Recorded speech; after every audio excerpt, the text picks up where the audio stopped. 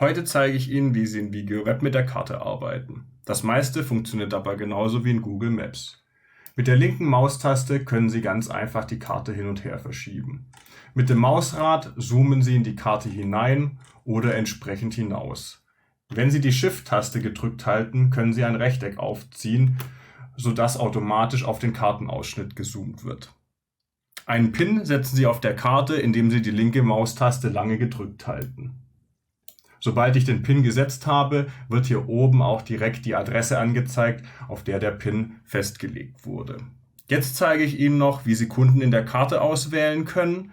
Dazu klicke ich hier oben auf den Layerbaum und blende mir verschiedene Kundentypen ein. Hier oben habe ich die Möglichkeit, mein Selektionswerkzeug auszuwählen und einfach beliebig Kunden anzuklicken. Wenn ich mich dabei aber verklickt habe, kann ich ganz einfach mit der Escape-Taste diese Auswahl wieder rückgängig machen und die Selektionen werden zurückgesetzt.